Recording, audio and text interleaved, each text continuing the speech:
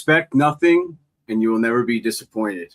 That's my Poppyism of the week, and I thought it would be good to gear it towards the Rangers fan base at the trade deadline. That's a lot of the buzz we've been seeing. Not a very eventful one, but we would have to disagree. We got a lot to cover this episode. We are here with you live on YouTube, X, and Twitch for episode 55, sponsored by Lucarelli Law. If you're in New York or Florida and need some legal advice, reach out to Dom Lucarelli and tell him Rangers Ed sent you. I'm joined, as always, by my dad and workshop partner to my left, Coach Ed. Coach, how are you doing tonight? Back home after a job on the road? Yeah, doing good. Everything life is like I am. Yeah, it was a little bit of a pain in the ass, but I survived. Looks a little exciting. I mean, I don't see any disappointment in what's going on. Whatever, like you said, expect nothing. Well, you're not on Instagram and social media as much as we are, and we don't definitely not answering a lot of DMs like Mark and I. And to my right is our co-producer, rotating third chair, Rangers memorabilia professional, host of our new series Inside the Ranger Room, and all-around good guy, Mark from @the Blue Line Blue Shirts. Mark, tell us how we're feeling tonight. What's going on, Rangers Ed family? How we doing? How you feeling? It's good to be Notice on the hat that Mark held on. Mark held on to it white knuckles last night. You could not let me do it. You had to do it. Listen, I spoke to Brendan last night from We Bleed Blue, and these are so rare. I just couldn't let it go. So next time I'm gonna have to bring a throwaway hat. I think I'm 1-1. I threw one for Taylor Radish's hat trick. I walked to go throw him for Taylor Radish's hat trick. I can't throw hats by me because the net's right behind the goal. So what's the point? Some guy down below in Delta who doesn't need it's going to get it. Yeah, one of our buddies, shout out to our friend Chris. His last name is Kuhn, I think. I forget. I'm sorry if I'm mispronouncing that. But he said he threw one from the bridge and just watched it go. So someone has a nice I forget which brand he said, a nice expensive hat that he just gave away to some lucky fan. So, yeah, definitely not something I would do, even if it's for Laffy. I was up on the bridge, and if you're following our socials, you definitely caught me for a bird's eye view of Mark deciding whether or not to throw his hat. I thought it was super funny after we gave him all that crap on the last one on Taylor Radish's for wasting a hat. But yeah, I mean, if you guys aren't already following us on socials, you definitely should. You could definitely find us being active on Instagram, X, TikTok, and Facebook.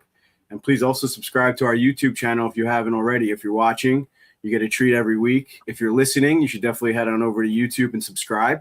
I saw before we're at around like 405 subscribers or something like that. So nice. We're definitely looking to get to 500. When that happens, I will be giving away a $300 gift card to Little Ed's Workshop. And you can only be entered into that if you're subscribed to the YouTube channel.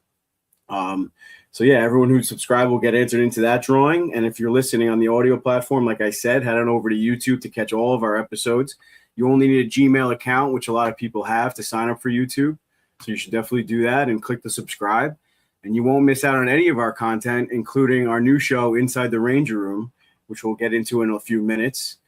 We dropped our first episode on that last week. But before we get into that, I see Coach Ed is rocking the Sweat Equity Coach Sullivan shirt. I rocked mine last night, and I have it right here for the big win last night. There it is, Coach Sullivan Sweat Equity. Like I said, if you're listening, head on over to YouTube to check that out. I'm going to post it again on Instagram. I don't think we did a very good job promoting it, but it is for sale. It has been for a little while. If you guys want to pick one up, it's $25. Free shipping, and I'll even include a Rangers Egg koozie in that. Definitely shoot us a message on Instagram or any of our socials to purchase one. And if you're already following us, all of the links for our merch store are in our link tree in all of our bios. So, yeah, definitely head on over and check those out. That was a great shirt, and Sullivan's going to be around for a while, so you don't have to take a risk of buying bring back Bald Panarin and then he gets traded a few months later. So that should be a good one. One last announcement before we get into it. We'll be hosting another event at O'Brien's Bar and Grill. April 13th for the away game. What is that, like the second to last game of the season, Mark? Or is it like close to it? We're getting close to it. Yeah, I believe so. Yeah, so we'll be heading over to O'Brien's for the away game. Food and drink specials are going to be announced, but the party will start at 7 p.m. And it'll be from the start of the game until the end of the game. Last time we had a great time, hung out with some good people, watched the game, and hopefully this time we'll get a and we'll see April where 13th will be the Florida Panthers. Yep, away Florida game. Panthers. It's the second to last game of the season. Exactly. So shout out to O'Brien's Bar and Grill, our newest partner of the show, the official bar of the podcast, I guess. So if you're looking for a great place to pregame, head on over to O'Brien's. They have great food, great bar service. The food comes out quick, and everything is delicious. So it's a great place to check out. Like I said, the pregame, postgame, or if you don't have tickets to the game, just to watch the game, or they constantly have every other sport, St. John's basketball, and a bunch of other whatever, any sport I guess you could think of, right, Mark? So March Madness coming up. They're a big New York Knicks bar, Johnny's bar. Yeah. The drinks are ice cold, the food's delicious, and the service is top notch. We love O'Brien's for sure. Great crew. Yeah, we'll be filming another commercial over at O'Brien's included in the partnership. So you guys will be getting another treat of us behind the camera. And that should be pretty good. So Mark, I mentioned Inside the Ranger Room before. Wanted to get into it a little bit and tease it. Why don't you tell the fans what that's going to be all about? We kind of mentioned it on the last episode or the one before that, but we officially dropped the episode last week, the one we filmed at your house. So tell the fans what they could be in for if they haven't checked it out yet.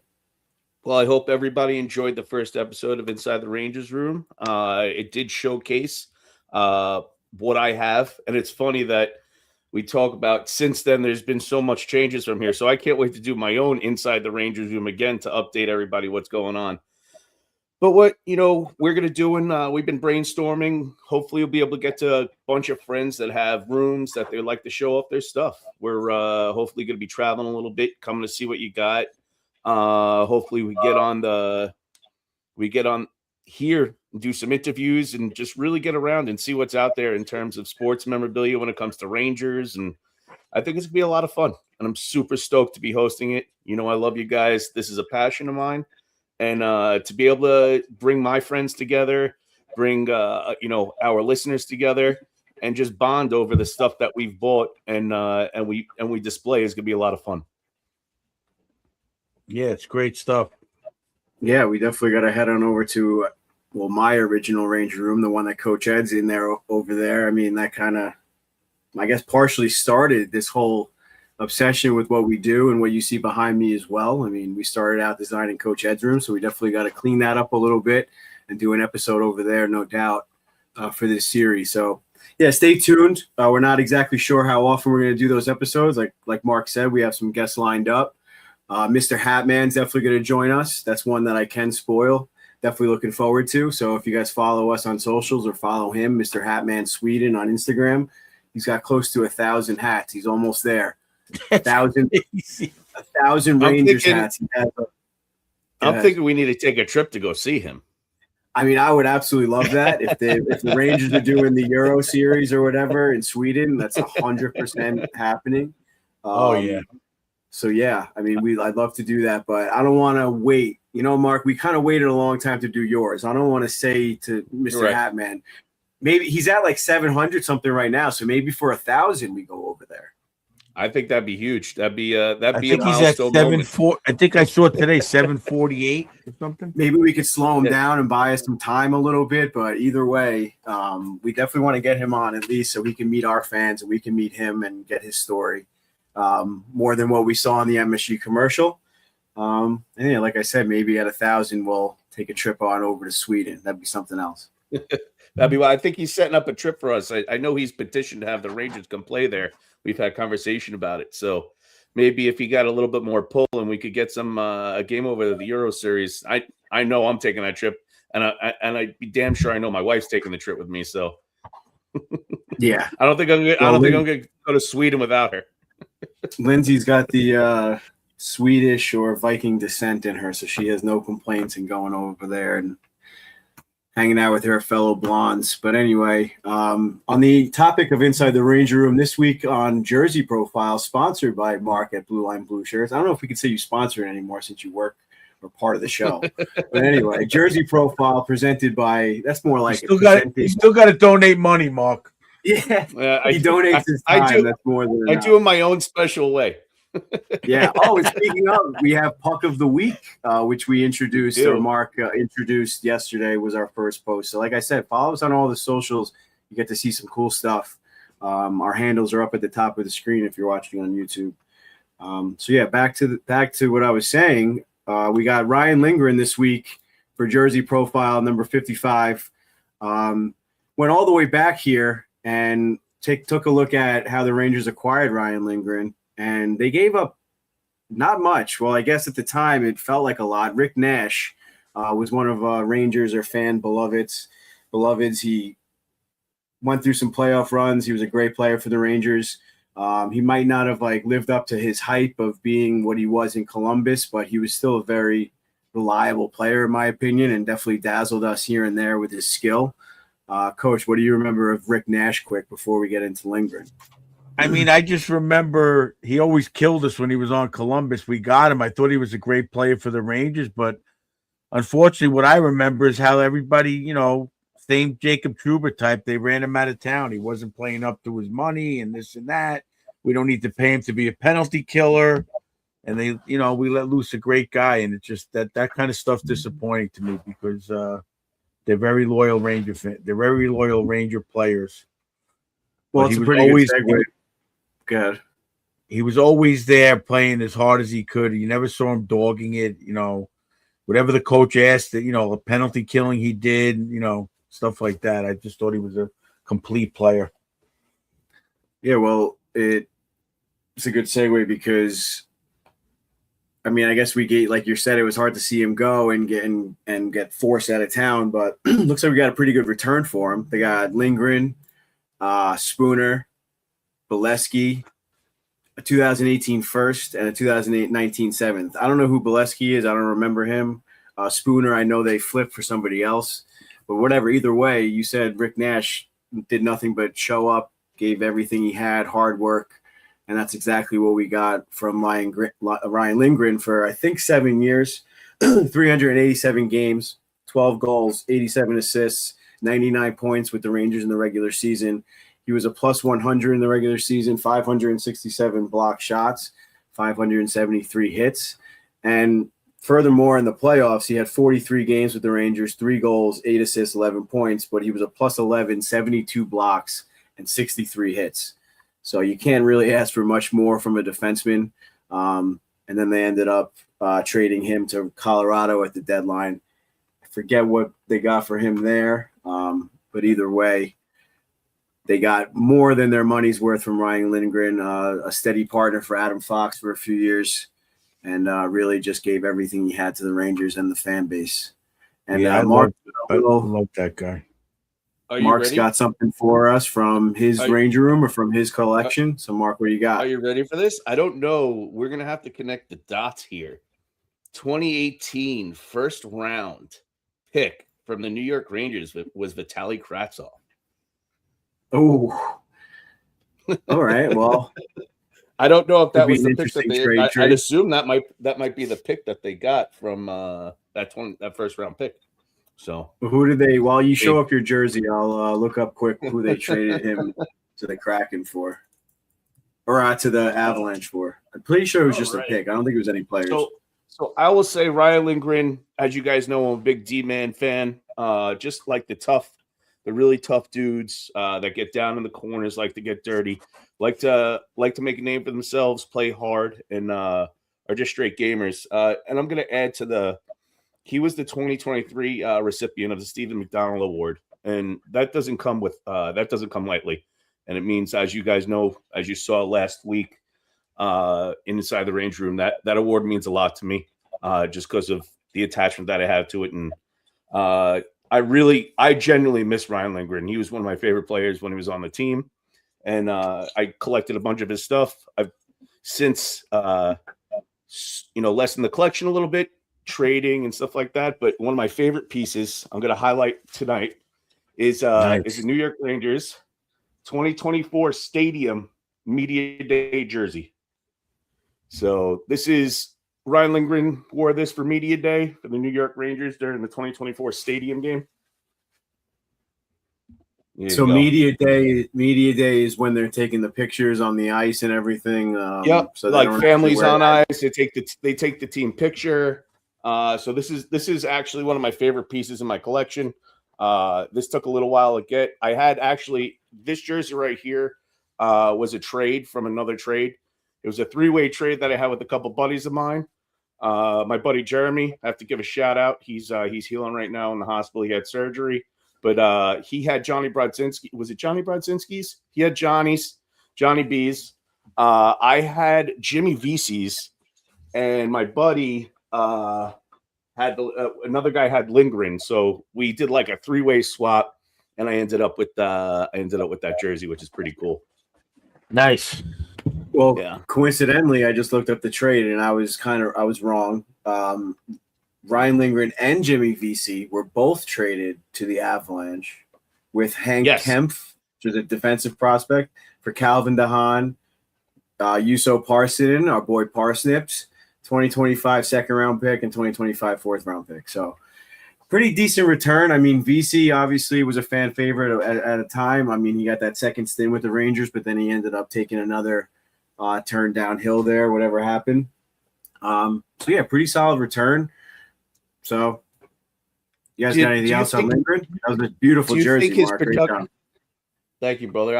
I was a Jimmy Vesey fan. You know, I thought he played well for the Rangers. I don't know if that was more coaching or, you know, wanting him to play. I was a fan of his. He came back on a PTO, right? And then he ended up playing. Yeah. He ended up playing great. He worked himself. Yeah, he signed him another year. Mm-hmm. Yeah. So I enjoyed watching Jimmy Vesey play. I don't know what it is with him. It seems to be a pattern with him because the same thing happened to him in Toronto. I don't know if something happens where something gets between him and the coach, or he takes it down. He has a downturn for some reason, and it happened here. I thought he was playing fine. I thought he had some offensive skill on the third, fourth line, and for whatever reason, that they were paying him $1 million. It wasn't like they were paying him $3 million.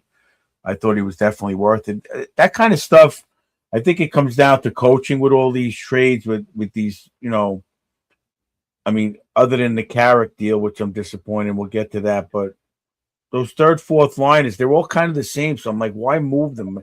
It's other than character. So it's a character issue. They're looking for a different type of grinder, I guess. But it's just not what they had in their plans, I guess. Maybe trying to change the locker room. I don't know. Smart hockey player. You don't know what goes on, yeah.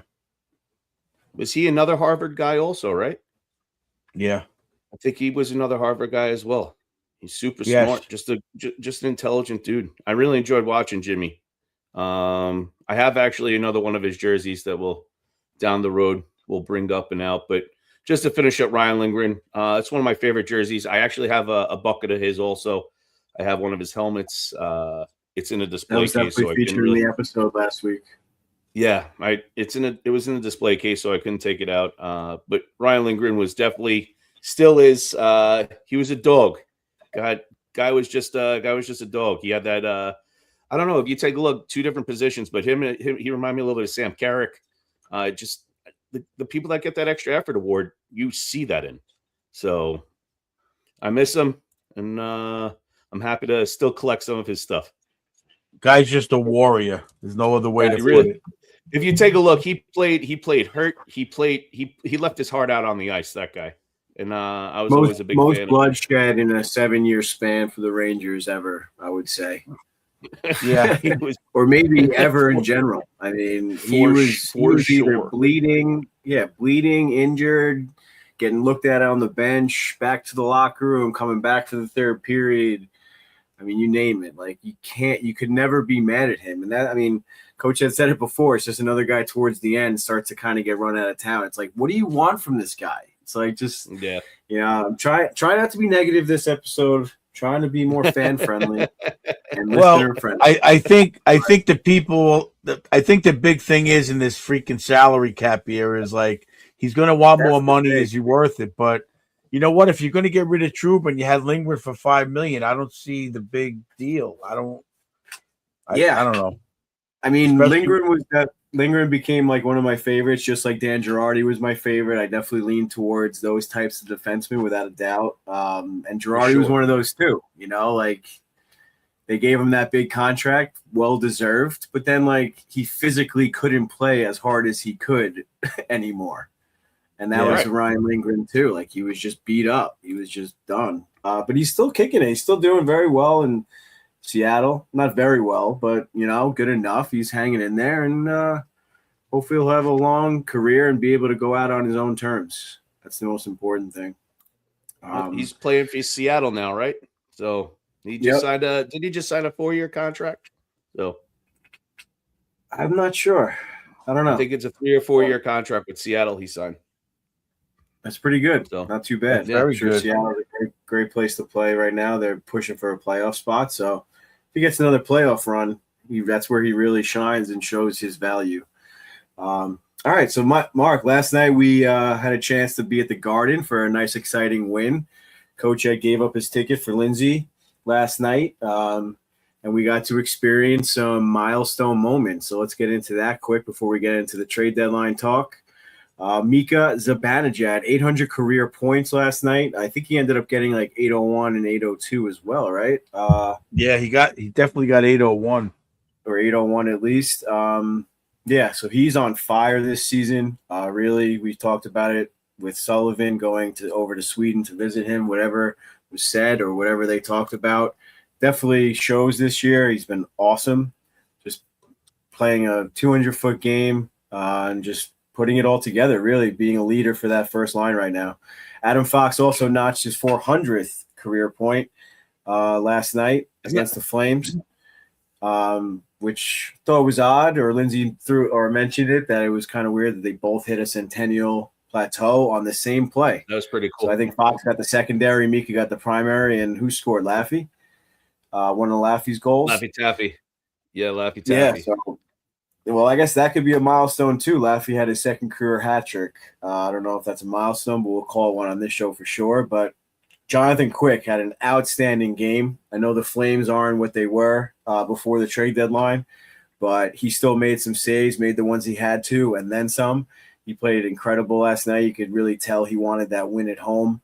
After that upsetting loss against the Devils, he really looked disappointed after that one. But he came back and made an unbelievable save. Might be my highlight play of the week. I'll tease that for the Stars of the Week. But he made an unbelievable save last night against Calgary, which kept the shutout going. So 65 career shutouts for Quickie, officially passing our boy Henrik Lundqvist for 17th all time, I said, right? Yeah, 17th all time. So good for him. Grew up a Rangers fan, so I'm sure it means a lot to him to reach that milestone as a Ranger. And let's hope he finishes his career as a Ranger. And that was actually one of the rumors. So with that, let's get into the trade deadline talk, shall we? Let's go. Let's do it. So, yeah, that was one of the rumors. Quickie possibly going to another contending team to chase his fourth ring. But kind of like I just said, he grew up a Rangers fan. I don't think he had any intentions on going to chase another ring as a backup goalie. I think he'd much rather finish his career as a Ranger. I mean, that's my speculation, but that's what it seems like. But the biggest thing was obviously Vincent Trocheck not getting traded, but we'll get to that last heading into Coach's Corner. But let's just start from the top here. So the trade deadline started off a little slow. I guess across the league. I was listening to the radio all day on the mountain skiing, mainly just listening to Vincent Trocheck, and I feel like it was like one of the most boring days of radio I listened to on NHL because they just kept talking about the projected trades instead of the actual ones that were happening, So I was like, all right, like how many times am I going to hear about Minnesota Wild could go for Vincent Trocheck, this, that, and the other? But whatever. What'd you guys think of trade deadline day just in general before we get into the actual trades? I can't tell you how many times I actually refreshed my ex account, the Instagram account. I was waiting for something to happen. And I don't know. Was it anticlimactic? But I'm sort of okay with it. You guys know I'm sort of happy. I know we'll get into it. I'm happy Tro is still here, at least for the time being, to end the season. I bought Kim a jersey 3 weeks ago, so I'm happy that she gets to wear it for the rest of the season at least. And, I thought it was a quiet one. We had a couple good pickups, couple picks, couple young prospects. Listen, it is what it is. The asking prices were high all around, and nobody really wanted to give up anything. So, it is what it is, and we go on to the next one. Coach, are you muted? Yeah, I think he is. Yeah, we're not going to talk about the Trocheck situation now, or no? That's going to be part of the coach's corner. So let's save that for last. I mean, the last few years, I just feel like it was one trade after another. You guys were dinging my phone constantly. This guy's getting traded. This guy's getting moved. I didn't see that too much around the league. I thought the Islanders made a really good move. They got, what's his name? Braden Shen. Braden Shen. That's going to shore up their lineup a little bit. But I don't remember seeing anything crazy out there. Very disappointed in the John Carlson was a huge one from the Capitals to the Ducks. From the Capitals that to the surprised Ducks. the hockey world for sure. Yeah, definitely. Ovi was gonna cry. I felt bad for the guy. Him and the biggest thing, Coach, I wanted to talk to you about. I texted you about because you always bring it up. I saw on Chicklets Biz said that 37% of the league has some sort of trade protection in their contract.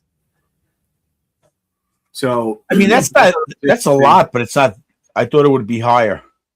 When you say trade protection, do you mean not just no move? They have like a modified no move, 12 team list, 15 team list, whatever all that nonsense is, whatever. We need another. I think that's insane.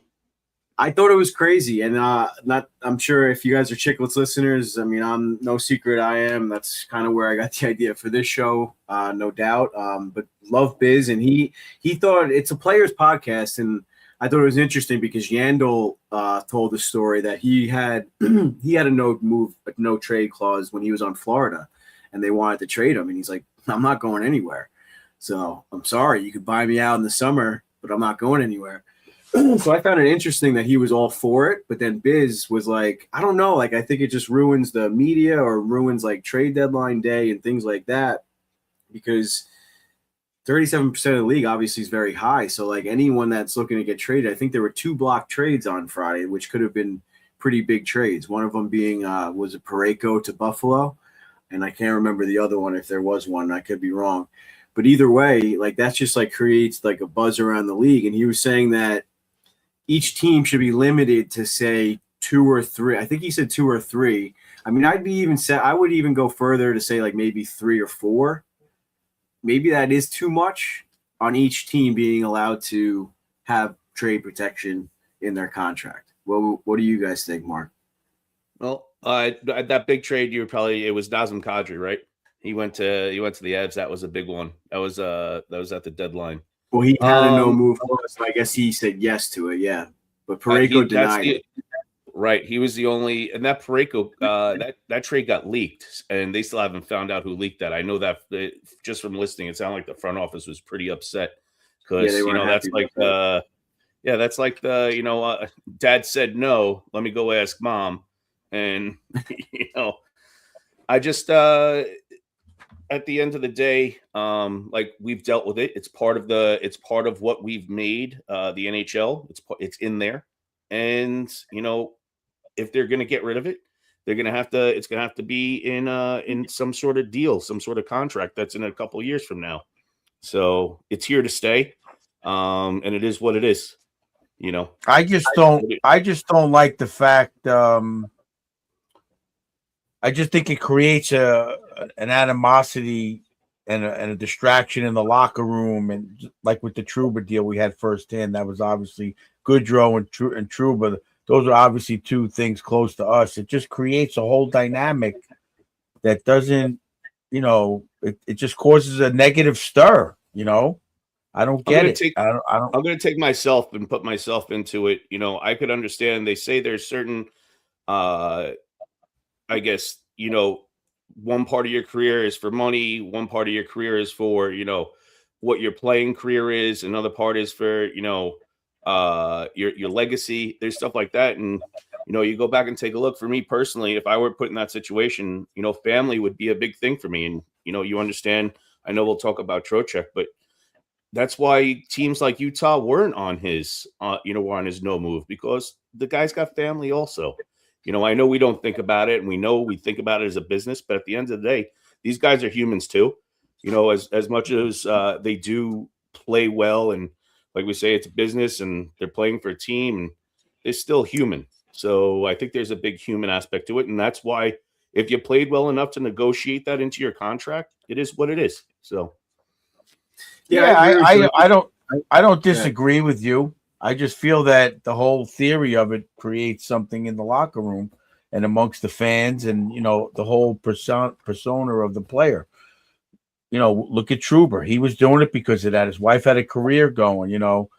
Correct. It's not easy. We've talked about that before too. Up and moving to another city, and the third, fourth line guys get hurt more than anything because they're fighting for a career and they're jumping around all over the place. I guess that's the part of being a successful player, where you have that luxury, which I look, if it was me, I would want to stay a Ranger the whole time. So I can't argue with it. Of course. But, I go back to the 70s with the Esposito, Rick Middleton, Brad Park trade, and it was like devastating for those players just to be traded to a rival with no say, Take a look at Chris Kreider now. Guy's thriving. He had a wave that. Yeah. God, those Ducks, and we're still dealing with Ray Ferraro to this day, hating the Rangers for shipping him across the country. I can't say I would hate being able to pick where I want to be traded. Yeah. I just thought it was a shocking number, 37%. I mean, I don't disagree that players, if they play to deserve it, they should. But it's just Chris, our fan, K Miska in the chat, said Jack Roslovic signed after season started for 1 year and has trade protection. I mean, does that deserve a trade protection? Does he deserve trade protection? I mean, that's where I think it gets a little out of hand. So I kind of just thought of this on the spot. Maybe a good idea would be like, if you're making over 10 million, you're allowed to have a no move clause. 7 to 10 million, modified 12 team. 5 to 7. You know what I mean? Like, so it's tiers. They have to have some. Yeah, you can't have like 12 guys or 10 guys on the same team, all with no move clauses. You have to have some kind of middle. Well, we're going through it now. I don't know how many it was for the Rangers at one point, but it felt like almost everyone had one. So that's where it gets out of hand. But as the salary cap goes up, those tiers can go up. So maybe that's something. I don't know. Anyway, I didn't really want to spend that much time on that. I thought it was interesting. I think you need to float an email over to the NHLPA, see what they have to say. Well, we'll clip this and we'll float it out on the social media webs for starters. See how that does. They're going to tell you to take your idea and go, as my mother would say, go shit in the hat. If they're not listening to Biz, I don't think they're going to listen to me. But maybe my idea is better. Maybe that. Who knows? Anyway, I'm not sure if Puckpedia had the exact time of each trade, but we're going to go one by one here. The first trade we had was Sam Carrick heading over to Buffalo with his maple syrup conglomerate in exchange for 2026 third-round pick and a 2026 sixth-round pick. Coach Ad, I know you're upset about this one, so why don't you go first? Well, actually, before that, the third-round pick is Buffalo's. The Blackhawks pick is the sixth-round pick. I don't know why that's important, but everyone seems to care about that, so I wanted to throw that in there. Thank you for the clarification. This was just a shocker to me. I just don't see anybody listening to the show. I've been saying since the first game of the season, sign this guy for multi-years at $1.5 million or whatever. I don't see how they got rid of him. I don't see the upside. I don't for a third and a sixth-round pick. It's not like we traded for a third-line left winger. That's I don't see it. A third and a sixth round. What is that? How does that help us? To me, he's the consummate playoff player, teammate, good center. I don't get it, Paul. I just don't get it. Maybe Carrick wanted to go to Buffalo to be closer to home. Maybe, I don't know, but it just doesn't make sense to me. He did say he was happy when he got the call, and Chris Drury said, like, whoever said you've been traded, and the next word was to Buffalo. He said he was very happy when he heard that. So maybe he planted a seed or something. I mean, it's going to definitely help Buffalo in their playoff run, to me, because that guy's going to definitely help their fourth line. I'm going to say it now, and I think we knew this. Not to cut you off, Coach. This guy was going to get the Stephen McDonald Award this year. He is definitely the guy that deserved it. The extra effort, the fights that he was involved in, some of the names that you saw, the guys. You know, when we were down in the dumps, and he's out there just giving it all he's got. Also, he was the backbone. I think he's one of the guys that's the backbone of this team this year. And albeit we are where we are right now, I still think for years to come, that would have been a guy to keep in the locker room. And on a personal note, going to casino night, going to this year's Centennial night, and just talking to him, just a standout dude. Like, he was a really, really good guy. And I actually had said, I hope you're with us next year. He smiled, and he said he hopes so also, but he's going to say that. But just a really great guy. And I'm really sad that he left. I thought he was a guy that we could keep on the team for a while. Yeah, like Coach Ed said, it seems like it's a good piece. Being strong down the middle has been a topic on this show forever, and probably something that Coach Ed has told me my entire playing career, coaching career with him, and everything. So that's going to be a topic of Coach's Corner this episode as well, going along hand in hand with the Trocheck situation. So yeah, this is definitely something that Coach Ed and I were talking about. Where were we, Coach? Like the night before, like that week, we were like, they got to keep Trocheck and Carrick. Like, they got to stick with these guys, whatever. Yeah. We'll get into it in a few minutes, but like the whole, to me, the two guys, if you gave me, well, we did. What was my 5 on Ali's show? I forget. Definitely Trocheck. Trocheck was on there for sure. If you told me what guys would you want to keep or what guys would you want to get rid of, these two, Trocheck and Carrick, would not be on that list. Wouldn't even cross my mind, as a fan, as a coach, as a G. I don't get it. The two guys that do anything they need to do to win and are consummate teammates, and like Mark said, great guys on and off the ice, family guy, the whole thing. I don't understand it. If you want to build a culture, those are two guys you want to do that. That's what's puzzling to me. Yeah, the only thing I'll say is there seemed to be, even in the Panarin trade, they got a 3rd-round pick as well. I tried to do a little digging to see, kind of the draft projections for 2026. And it seems to be like it's going to be a very talent-heavy draft. Other than in the first round, it's going to be a lot of forwards and very top-end D. But they said in the middle rounds, the second, third, even the 4th round, are going to be a lot of good defensemen. So maybe he's valuing, maybe he's got a target for someone. Maybe he's going to use these picks to trade at the deadline for maybe, other people. Listen, I'm with you. I'm on your side. Don't get me wrong. I'm just trying to time will tell. Time will definitely tell. I mean, in 3 years, we could say, where'd this guy come from? We could say that guy came from the Carrick trade. Exactly. I hope that does happen. It's just a little disappointing to me at this. Well, there was a little guy named Henrik Lundqvist who was a 3rd rounder, even later than that, right? He was a 5th rounder. 5th round pick, yeah. He was. So you really never know. And no, you don't know, but it's just high too, pretty low too. It's just a little disappointing to me. I thought he could have been a part of a resurgence next year. I know we said that last year, but there's always hope.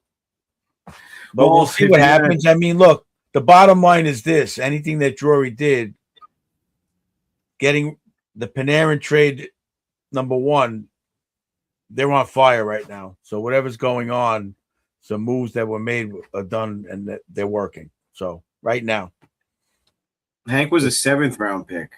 Shame on us for not knowing that. But thank you, Chris, as always in the comments. They call that a diamond in the rough. Yeah, Chris, Yeah. if you want to type what you think of the Carrick trade, I'll throw your comment up on screen as well. Yeah, for sure. And I mean, it's definitely sucks. I mean, I think they could have probably maybe even gotten one pick for him, and Ranger fans probably would have been happy. But they got two, even though it was a 6th-round pick. Like we just said, Hank was a 7th, so you never know. All right, getting to the next one. We had Derek Pouliot traded over to Chicago for Aiden Thompson. 1-for-1 trade here, kind of an AHL prospect trade, 1-for-1. Similar cap hits. Actually, I'm sorry. Before, I wanted to mention that in the first trade, the Rangers pick up a net annual cap hit of $1 million. So that's how much Sam Carrick was signed for. So they get all of that cap space. They didn't retain any of that. Just wanted to throw that in there. So that's obviously good. You're clearing that cap space. So, yeah, back to the Derek Pouliot trade for Aiden Thompson. Like I said, AHL deal. Derek Pouliot was a defensive prospect that got some looks, not really with the Rangers so much, but definitely was playing decently well for the Wolfpack. From what I saw, nothing crazy. He didn't really get many shakes up here with the Rangers this season. So I guess Chris Drury thought it would be a good time to move on from him and trade for Aiden Thompson, who played for Denver University over in the NCAA. And as you guys can see on the graphic, if you're watching on YouTube, was an assistant captain. So it looks like Drury might be targeting those guys with the leadership characteristic or leadership ability.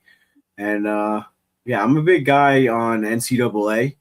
We'll get into the next couple of prospects later or in the next 2 slides coming from the OHL. But I'm a big guy on the NCAA. They're on a full workout schedule. They have a full season. They're playing against a lot of the times like 20 to 23-year-old men. And they are usually very well coached, these college teams. So that got me a little excited seeing the Denver uniform. They've been a very good program for the last, I'd say, decade or so. So playing as an assistant captain for that program is probably not something to shake your head at. So looking forward to seeing him play. And he already notched an assist over in Hartford, his first game with us, correct? 2 assists. Coach Ed is throwing up the number 2. So, Coach Ed, why don't you go first? What do you think about this trade? On mute again. You're on mute. Oh, first of all, he's a center. I believe he did win a national championship there as well. 24-year-old kid, so he's got that experience. Like I think we addressed that college situation a couple of weeks ago. Also, the way it's more of a professional type of atmosphere in the arena, in the whole atmosphere of the team. He's a little small. He's like Brett Berard size, but maybe he is in the Sam Carrick line. So maybe that's where that comes in, where they got him. And, he seems to be a hard-nosed kid. I watched an interview we had.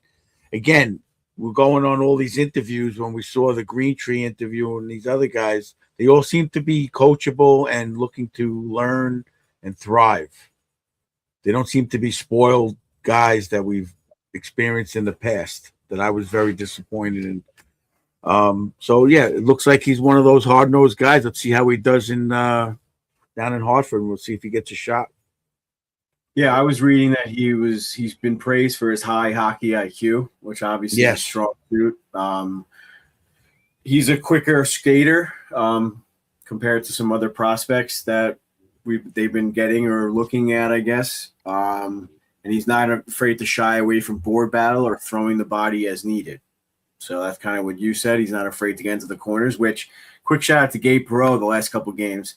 I mean, I was definitely one of those guys. I keep saying it now. I mean, definitely not going to hurt to put on some more size, but he's not afraid to forecheck and throw the body around a little bit, huh? In the last couple of games. Quick side note. Not at all. It's been he uses the angles well. And when you don't have the weight, if you don't have the weight and the size, you need to use the timing and the angles. And that's his hockey IQ. They've been saying it every game. Boyle was going crazy last night, pregame, postgame. His hockey IQ is so there. It's incredible. And that's part of it. It's not all about just having the puck hockey IQ. It's about anticipating what the other team's going to do and making the play. And that's where you get the advantage. You see his college game translating. When you're smaller. Sorry, Coach. Didn't mean to put you off there. You see his college game translating, to NHL speed. And I know we'll talk about Gabe later, but it's really nice to see how he's playing, how he's turning out. Especially he's going to get all that run, especially up on that top line right now. Yeah, you definitely see a common denominator in the players that Drury is targeting. And it says here also that he's the type of player you could trust in either end of the ice. So that's definitely something, like I said, that seems to be a common denominator here. And that, like I said, definitely something I'm excited for. These players seem like they have the right attitude. They come from the right backgrounds. And they possess the right characteristics or whatever, selling points, whatever you want to call it. And I don't think I think he was coached by that Denver coach, obviously, that he didn't get an NHL job. So that's a big thing also. They know who's been coaching him and how good that coach is. I don't think he got an NHL job because he didn't want an NHL job. I think he signed one of the biggest coaches contracts, right, in the NCAA. Because didn't we say when Sully was one of the guys they were talking about, I know he was on the short list. The Rangers were talking about wanting him as the next coach too. So if I was an NHL coach, that'd be like that should be like your retirement. Go coach like Penn State for like $6 million a year and just coach like 30 games a year. Don't travel much at all. That sounds like a pretty good gig. But anyway, next up on the list, anything else on Aiden Thompson before we move on? Just quick. I think that covers it. Low risk. Trade. I didn't really give you much to go from your notes, so go ahead. You had me do homework, so I got to give a little bit. No, I'm sorry. I cut you off. Go ahead. We got plenty of time. Trade, 40 games with the Rockford Ice Hogs, 15 points, 6 goals, 9 assists. Obviously, Derek Pouliot, if I'm not, correct me if I'm wrong, he has a Stanley Cup ring, right? 32 years old. So I think the biggest thing here was the age difference. 32. We traded a guy that was 32 for someone that was 24. So somebody hopefully with moldable mind, like you said, hockey IQ, and see if we could build something from it. So it was a low risk trade that could produce something in the future. Yeah, he just wasn't really getting any looks really with the Rangers at all. So quick before we move on, we got Chris's comment. He's a fan of Carrick. That being said, that third can be used to move up in a first round with the second pick they have. Could also be used to fill a hole in the summer. So true. Like I said, could always count on Chris with the little tidbits. Maybe he could be our capologist behind the scenes. So moving on to trade number 3, we got Brennan Hoffman finally being shipped off or being sent over to Calgary for Jacob Battaglia. Never heard of Jacob Battaglia. He's a winger who shoots left. Sounds like he can play both sides if he needs to, but he is a lefty. He's 6'1", 202 pounds. I guess a little taller than Thompson, but I was a little surprised that he's 202 pounds, which is a little heavy for a young kid. So that's a good sign, and maybe Drury is targeting him for his head or his weight, or I guess like his ability to throw his body around a little bit. Coach, what do you got on this one? I got the same thing. I mean, they're saying, well, first of all, he's a Canadian kid. He plays left or right wing. Yep. 19 years old, so he's got a little time to develop if they need to. And the big thing on him is he doesn't avoid contact. So, again, same type of player like Perreault, like Aiden Thompson. Mm-hmm. And he wore letters all throughout juniors, captain on one team, assistant captain on another. So shows some leadership qualities there as well. Yeah. Playing in the OHL right now. Like I said, common denominators here for sure. I sent Coach all these trades saying we need to do our homework so we can talk about these and find a common denominator. And I didn't really think it'd be this easy. So here we are. Mark, what do you got in your notes? Pros. So let's wish him a quick happy birthday. He holds the same birthday as my wife, St. Patrick's Day. He was born 3/17 of 06. Like I said, 19, 20 years old. So happy St. Patrick's Day, because I won't be here for that. And happy birthday to the guy that we're talking about, Jacob. Yeah, for the most part, pretty much what you guys said. He was drafted in 2024 in the second round, 62nd overall. He had a big season, 90 points in 68 games, 40 goals. So there's definitely talent there. He took a step back a year later, 23 goals, 40 points in 54 games. They say he has some great hockey IQ. However, they think his skill set could be top 9, but he skates like Adam Fox. So that's not great. So he's a slow skater. I hope Fox didn't read that. I mean, it's Foxy's always thinking I'm busting chops here, obviously, but they say that was one of the cons. He's a slower skater, but he's young. There's time to work on that. There's time to build muscle. There's time to. I know you've been playing. He's probably been playing hockey since he's in diapers. So if he had the speed, it'd be there already. But I'm sure they could work on that. Get him. I just don't understand. He might be too heavy. 6'1", 202. What doesn't add up is that he had 90 points in 60 games, and he can't skate as good as That means he's a smart player. He's probably a smart player. Probably has a great shot. That means he's a smart player. Yeah. Fun fact: he was traded from his team Kingston. I can't pronounce it from Kingston, but he was traded to the Flint Firebirds for 8 picks. So I mean, it's pretty big trade, right? 8 picks. So I'd say. The junior trades are crazy. That the amount of picks that go back and forth. That's wild. And let's be honest. At the end of the day, it's also like I think there's like 20 rounds. There's like I think there's a lot of rounds for those. He's 3 years younger than Otter, and we all know, Otter was, I think, snake bitten as a Ranger, and I think he needed new scenery. It was nice to see a team that wanted to take him and give us something back for him, because all the trade buzz was that nobody was really looking to take on Otter. So, let's see if that fires him up. We didn't see him last night, right? I don't believe we did. He wasn't playing. He's down in he's down in the AHL. But it's just that's what I got. It's one of those guys, like, I mean, it's disappointing because it just fuels the narrative, I should say, that the Rangers can't develop players, which I honestly think is a load of garbage.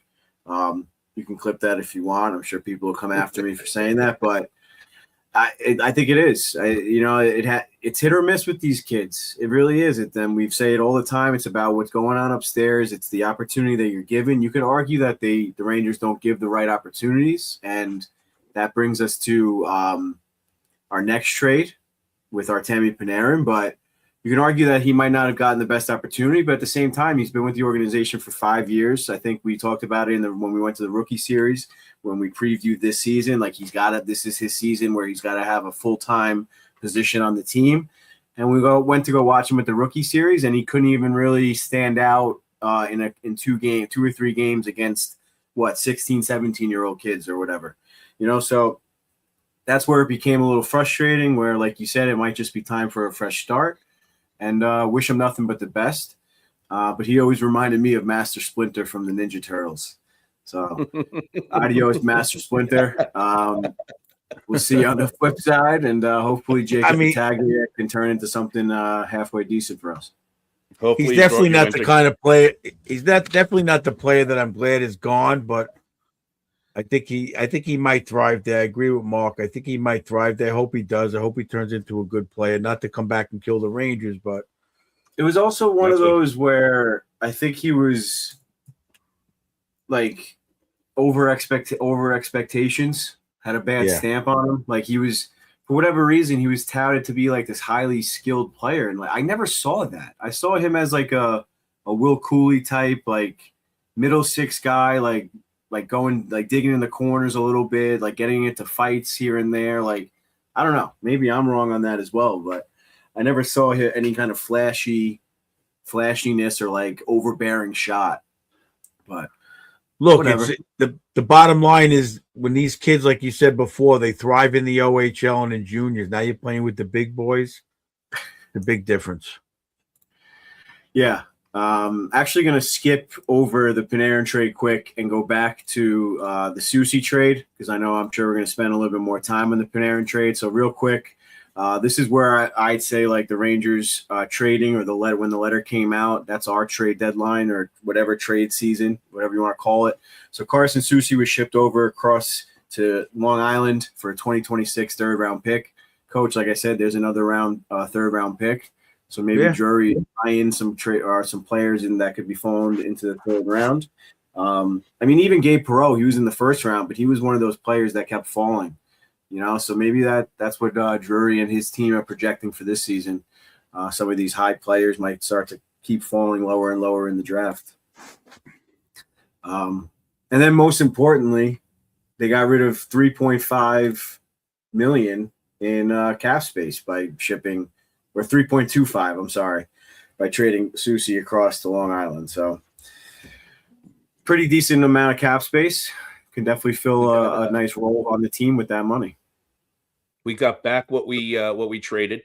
We traded a third round when we got him. We got it back.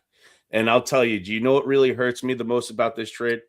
To be completely honest, I didn't bet him for an anytime goal when he played us. And I'm really upset about that. When he played us at the Garden, he scored.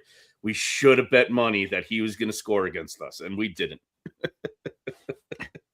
We didn't do the Rangers mush on that one. Because he did. Yeah. For me, Carson Soucy started out as a pretty strong player for the Rangers. I thought he played pretty well defensively, threw the body around when there were other defensemen that didn't want to. And then he kind of started just to take a downhill turn kind of with the rest of the team. But he's one of those players that are more expendable and didn't really have an upside, I suppose. So his deal is expiring this year, according to Puckpedia. He's on year 3 of 3 of that deal. So obviously it made sense to move on from him, get another pick, and like I said, clear that cap space. Coach, you have anything on Soucy before we move on or dial it back? No, I think you covered it all. I mean, I liked him as a player, but if that's the case with the cap space and the his contract being up, then we definitely got something instead of having to deal with it at the end of the season, signing him or not. I think he was brought into a tough situation when we brought him in. Obviously, towards the end of last year when it all started, when we missed the playoffs and it started going poorly. And I think he had an upswing. I think that's why we ended up with a third round pick, because he started playing well with Will Borgen.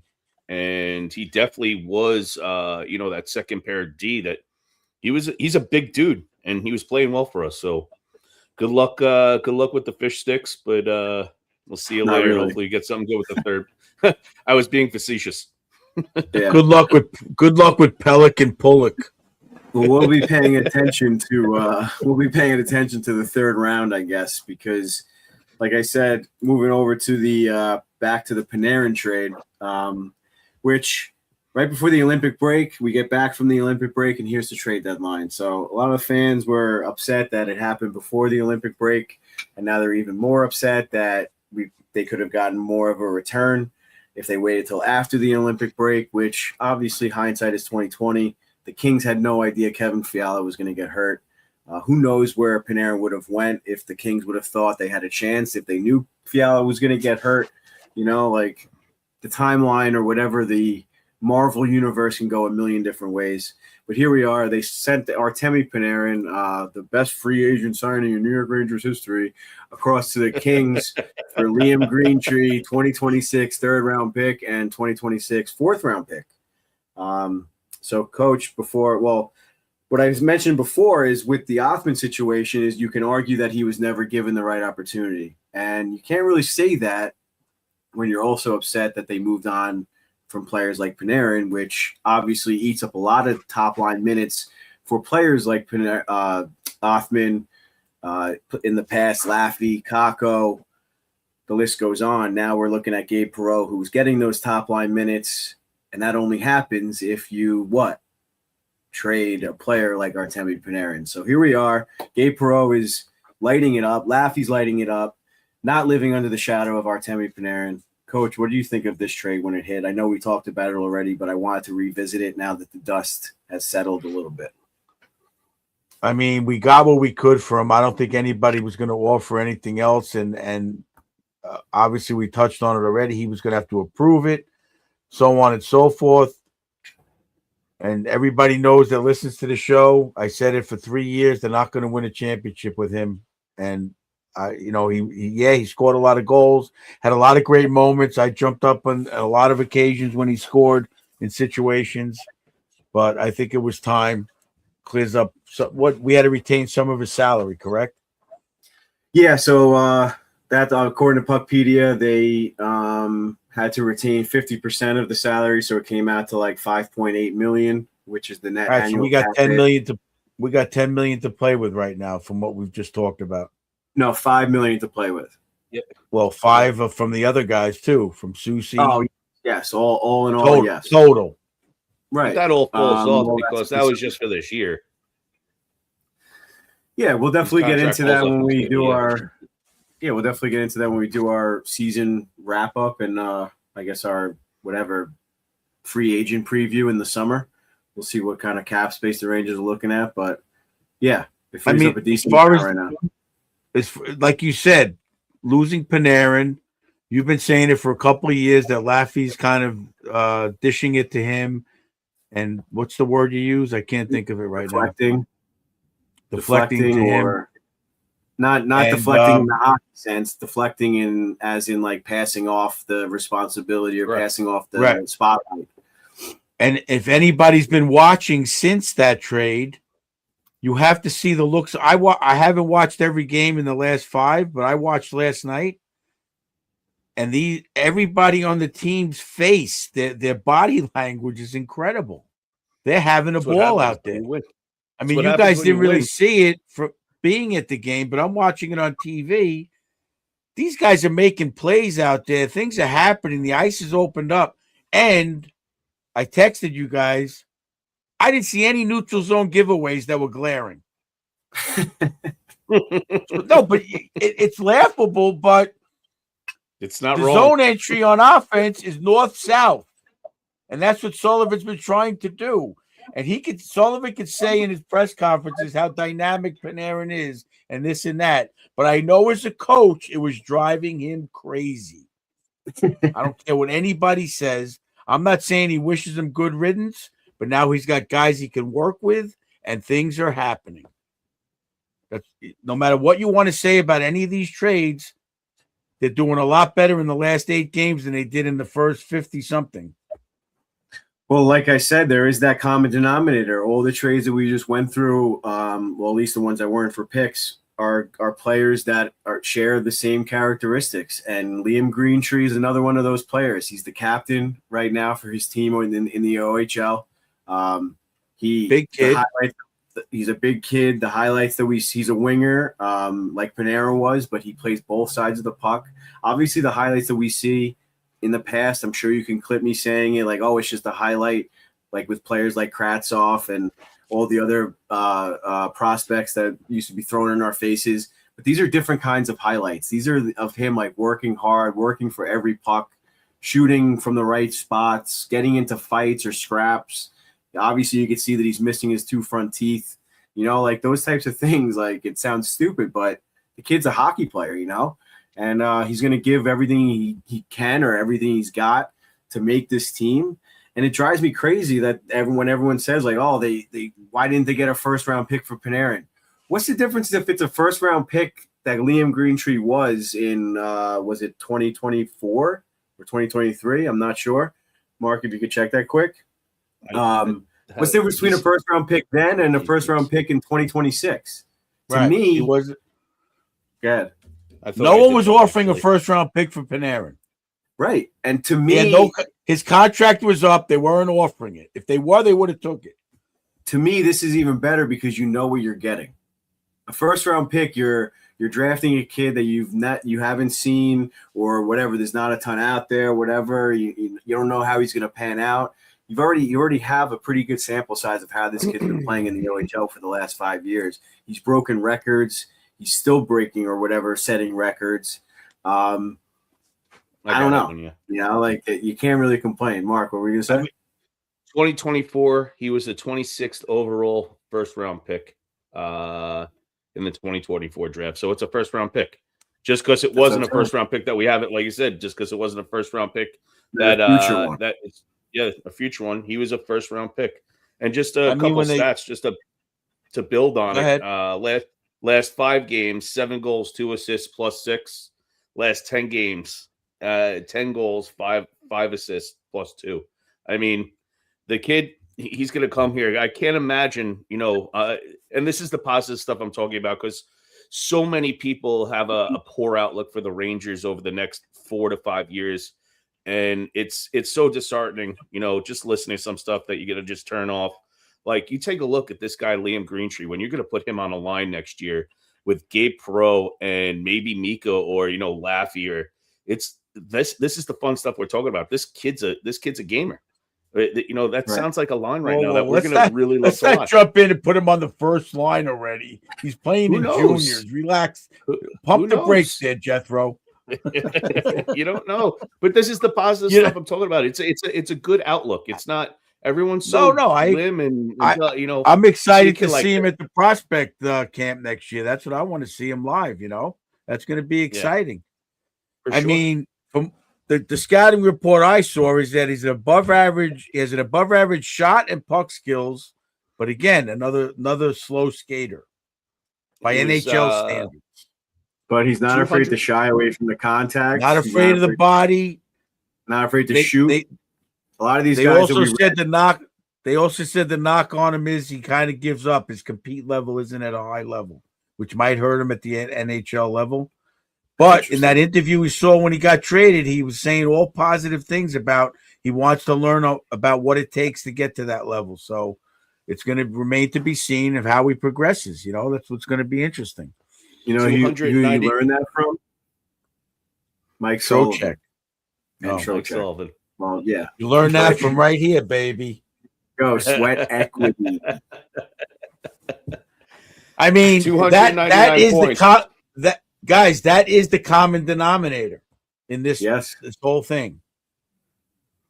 Yep. You're looking at all second, third, fourth round picks they're getting, and you're looking at these 3 guys all equal that what Sullivan talks about. That was a subtle statement he made about having to do that. And again, as good as Panarin is a teammate, goal scorer, farts out points, all this, he's not the sweat equity type of guy.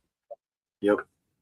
Sidney Crosby puts out the points, and he busts his ass and he sweats. He's chippy. We hated him because he's chippy. He's chippy. He gets involved. That's the kind of guys that you need to win. And Panarin is not that kind of guy. Nope. For me. Big stat right now. I didn't mention, guys. I've been trying to. I know Mark has about $5,000 worth of Panarin memorabilia, but why? We're not going to talk about. I got to say no. I got to say numbers, Mark.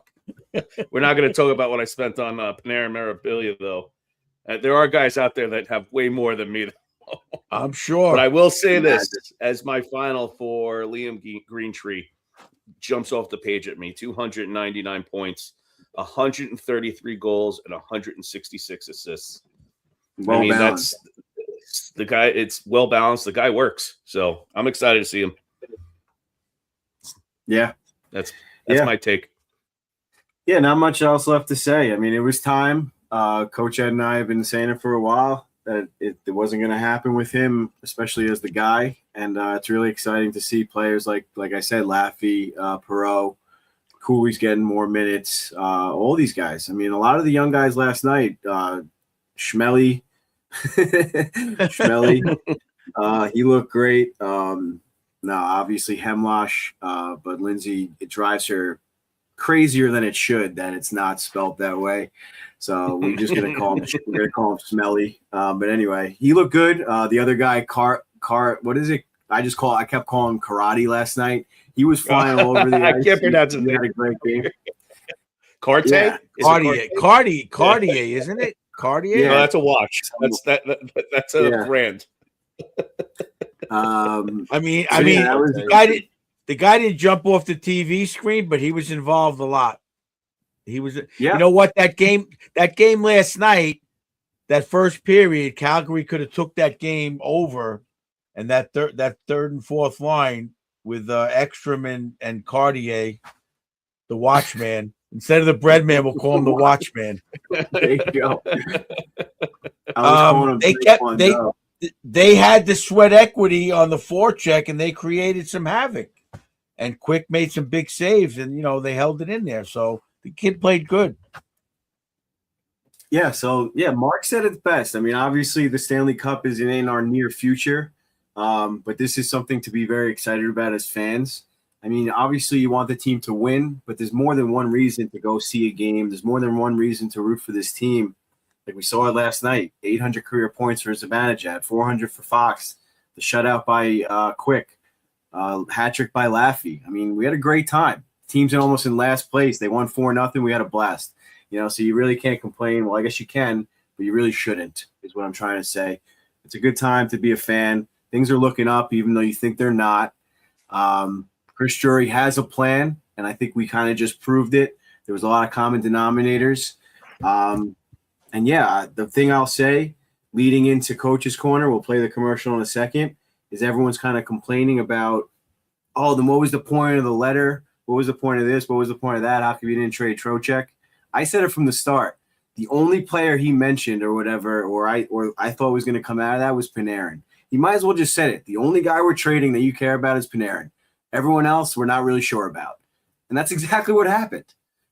Like the letter said, the letter said we're retooling on the fly. We're not rebuilding. We're not getting rid of Schneider, Trocheck, this player, that player. If a deal that blows us away comes across the table, great. But we're not just going to trade players just to trade them. And Bill Guerin said something very similar on the radio, and he's in a much different position, obviously. He said, listen, we're not just going to make a trade at the deadline just to, quote-unquote, make ourselves better. If it makes sense for our team for this year and for the next couple of years, we're going to do it. So that's the way you got to think. I think that's kind of the trending where they're not just going for that home run swing every single deadline or every single free agent signing. You got to slowly build. And that's why they signed Sullivan for 5 years. That's why Chris Drury's not going anywhere. That's why maybe they didn't get rid of Trocheck. They traded for JT Miller. It's a 5-year plan. These things take time. And the only thing we could do right now is enjoy it while it happens and see where it goes. You have anything to add to that before I play the commercial, boys? What was up with – I had heard someone told me that Trocheck wanted to be traded. Is that true? No. I never heard that.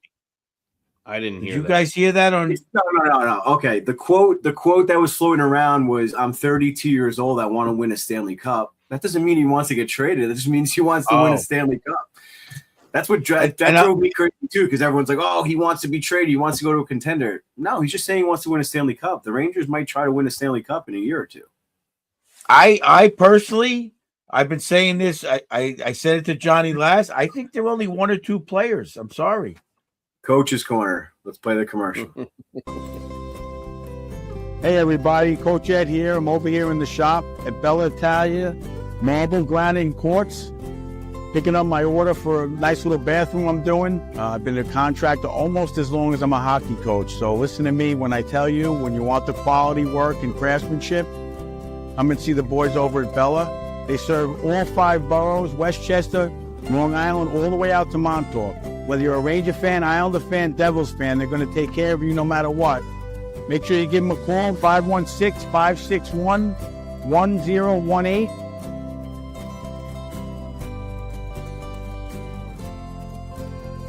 Let's go, Rangers.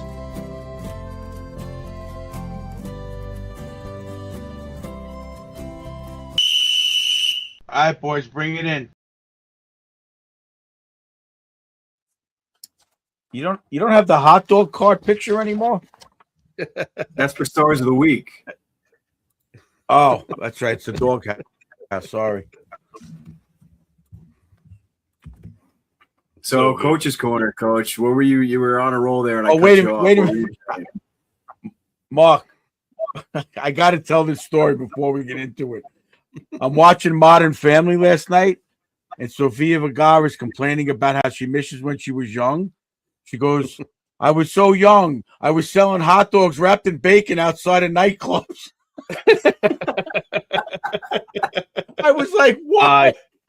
I still dream about that. It was oh so good. Man. If anybody goes to an LA or Anaheim game, you got to get the hot dog wrapped in bacon outside the stadium. But anyway, let's get on to Coach's Corner. Listen, next year, we have to go to San Jose, but we're going to hit LA's game so we could just get those. I don't care who they're playing. So good. Shit. So, Coach, you were saying to Johnny Lads that they're only one or two players away. Why don't you take it from there? Well, I mean, it kind of made me out to be a fool because I thought they could have came back and made a push at the time. And Laz said there was no way it was going to happen, and I disagreed with him. I forget how it ended up, but you know what? You never know. They're on a run right now. They're playing well. St. Louis won the cup when they were in last place at the All-Star break, so they could, if they could sneak in some. If they could sneak in somehow, you never know, but it's highly doubtful. They have to win the rest of their games. Yes, you never know. But all of them, they got if they win like 16 of 22 or something, they'll hit the 96-point mark, which should get you into the playoffs. Whatever, you never know. I mean, anyway, you never know. Teams go on 14 winning streaks all the time. They're well overdue. Right. They're well overdue for a winning streak. That's for sure. Yeah. Well, anyway, that's not supposed to be. That's not the topic of Coach's Corner. We're better than that. No, it's not. Again, we were talking about Trocheck. When they had him on the trading block again, I was very disappointed because we talked about the last few episodes. Strong down the middle. You got JT Miller, Mika, Trocheck, and Carrick at the time. So we're still strong down the middle, keeping Trocheck. I mean, look what he did in the gold medal game. You know, look what he did in the gold medal, the whole Olympic series. You need those kind of guys, and to get rid of him, what's his salary? $7 million? 6.5, I believe. Yeah, it's 5.5 or right around 6.5, 7. The guy's, he's an NHL player. That guy should retire a Ranger or be very close to retiring in maybe, another few years. 5.625, even lower than that's a steal. Yeah. That's a steal for him. 3 more years left of his contract too, right? Yeah, before you move on, that was the biggest thing for me, and I said it to EJ Raddick as well when we had him on. It's like there's a reason why every player wants him. So why would you give up a player like that? I understand you can get maybe a lot back for him, but clearly that's not really true. Teams weren't willing to part with that many assets or whatever Drury was asking for.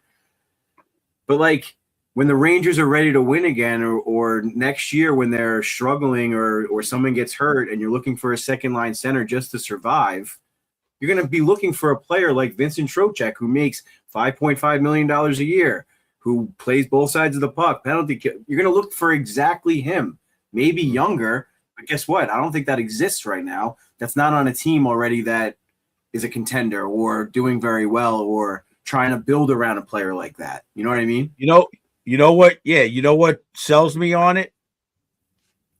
The quote that they had when Sullivan called him up for the Olympics and said, "What do you think of this? Blah, blah, blah." And his answer to Sullivan was, "I will do whatever you need me to do." For sure. Now, that's the kind of player he is on the Rangers as well. He's not going to sit on the bench and pout. He's not going to do. He's going to. I need you to kill a penalty. He's just going to go do it to the best of his ability. And for that price, that's priceless.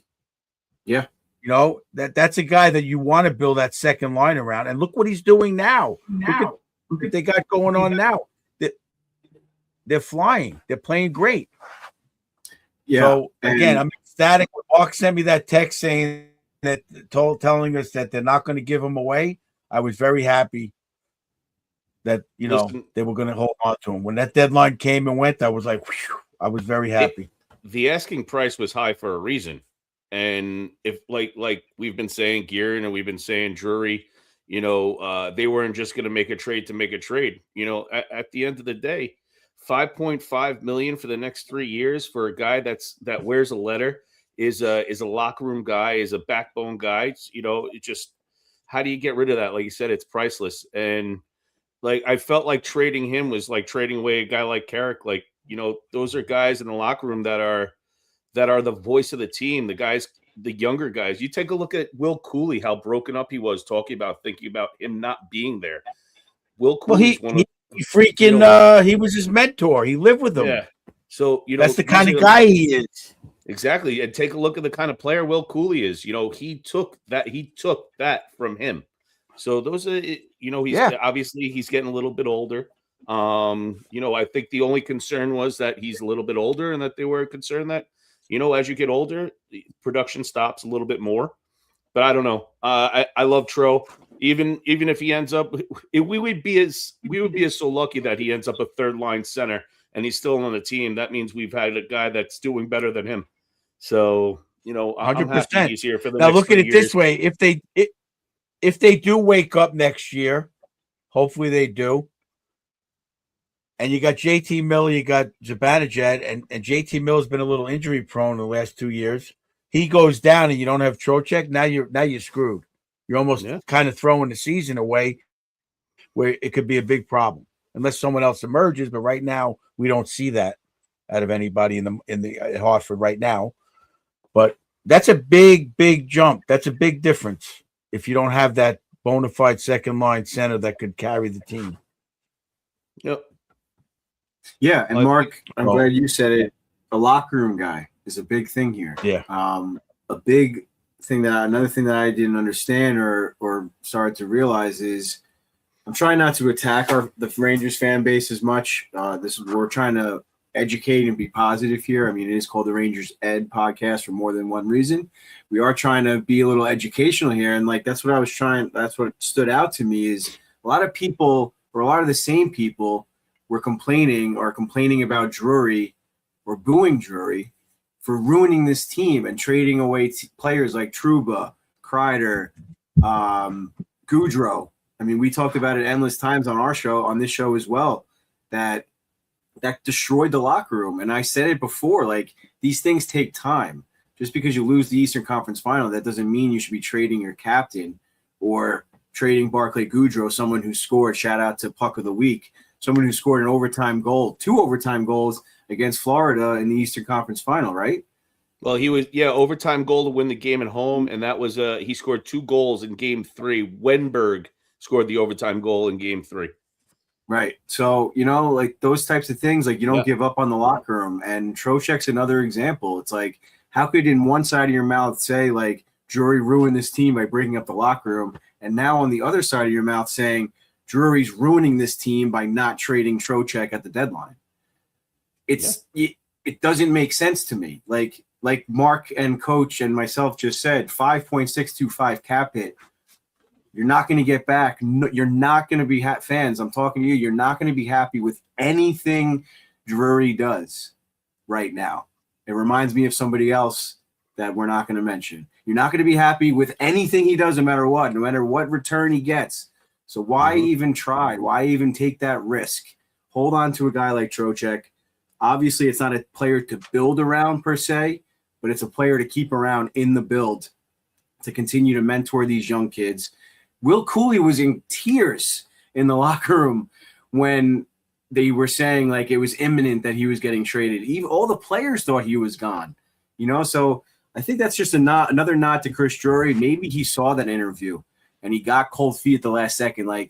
Shit, am I about to do this again? Am I about to upset Will Cooley, who's going to hopefully be one of the franchise players? These things matter. These guys are human beings, even though we say it over and over. They're professionals. It's a job. It's a business. It doesn't matter. Will Cooley's not going to go out there and play hard the next night if Vincent Trocheck gets traded. I don't care what you say. It's just not going to happen. It's just human nature. So hey, that was look, my I wanted to say on that. The whole thing with coaching and general managing, not the whole thing, a big part of it is, again, I go back to Herb Brooks. It's manipulating the psyche. Mike Keenan did it in '94. It's figuring it out and pushing buttons.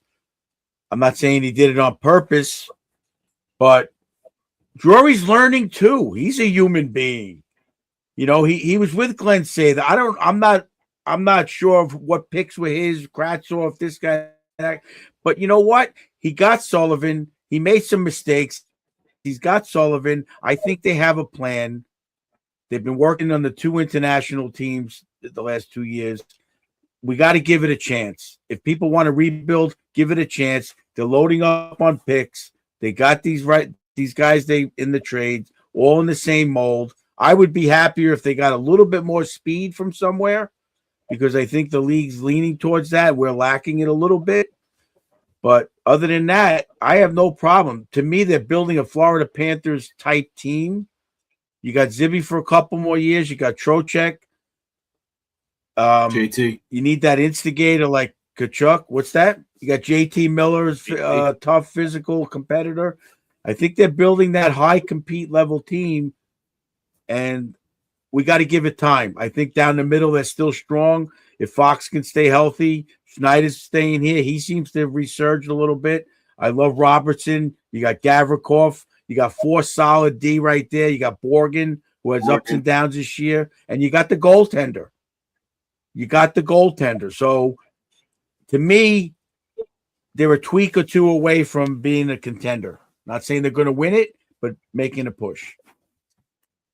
Amen. Yeah, I'm with you. And if the biggest thing is if they continue on this path. I mean, obviously we've seen Laffy flashes in the pan or whatever, the really good season, really bad season, big moments at the Stadium Series, at the Winter Classic, blah, blah, blah, blah. If he can continue on this path, yeah. If Gabe Perreault can continue on this path, 100%. Obviously, a lot of things bank on these players playing well, but that's obviously what we're looking at, them playing the sport. So at some point, you got to stop blaming management, coaching. You're muted again. Every team banks on the players playing of course. Well. That's what I'm trying Calgary to say. Calgary made a playoff push last year. They were talking about it last night. Calgary made a surge last year into the playoffs, and this year they're horrible. Look at the Maple Leafs. It happens. Look at the Devils. Yeah, look at the Maple Leafs, the Devils. It's happening to a lot of teams. I mean, I'm not saying I want it to happen, but it's a fact of an injury here. Things aren't going right. A player gets traded. All these variables. It's hard to get that gel. Colorado's doing great, but I already put my money on Minnesota, 18-1. 18-1. There you go. Well, no gambling sponsorships yet, but you got Coach Ed's pick for the Stanley Cup right there. I don't want to beat a dead horse here, but I'm gonna. At the end of the day, Drury drew his line in the sand, and you can't blame him for that. Listen, what happened with Panarin, it is what it is. He was sort of held to the fire there. He couldn't really do much, and he did the best he could with what he had. Obviously, could we have waited? Sure. Could we have gotten more? Sure. Yeah. If I had $1 million, I'd be $1 million richer. It is what it is. But at the end of the day, he drew his line in the sand, and he didn't flinch. And I think in his circles, you're talking about if he had flinched, he held Vinny Trocheck's value pretty high, as it should have been, because we hold it high, and we see that also.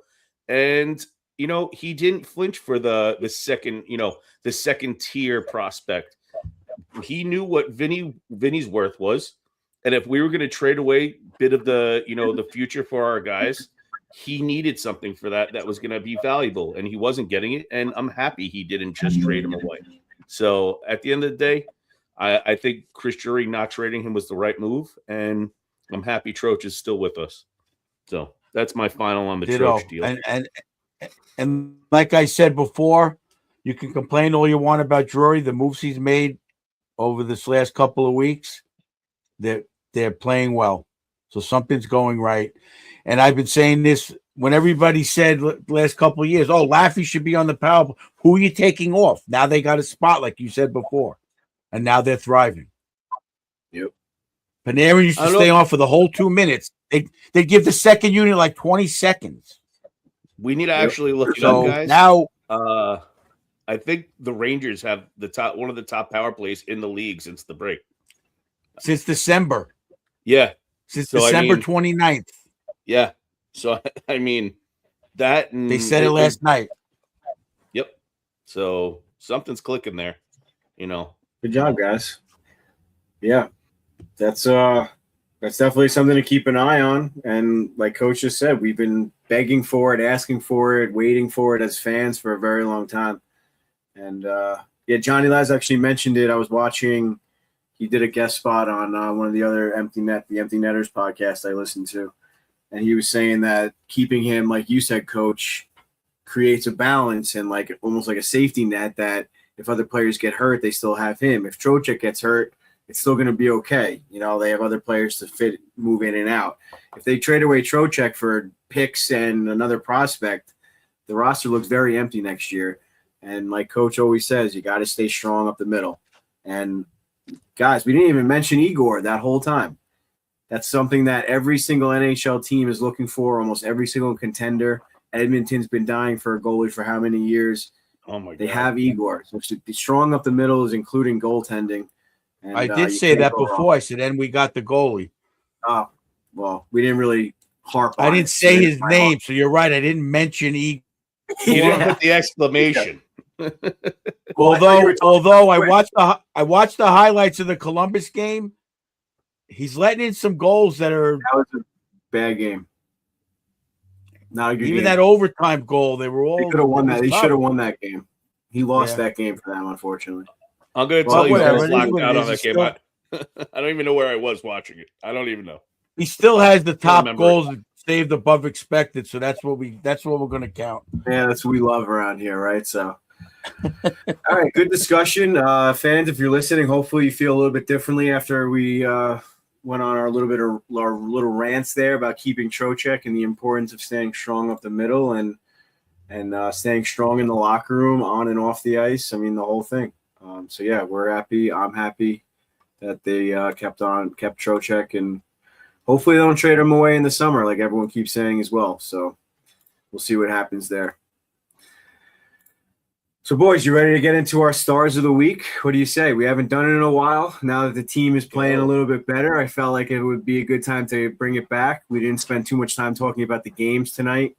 Obviously, much trade deadline heavy episode, so this is our chance to talk about the games.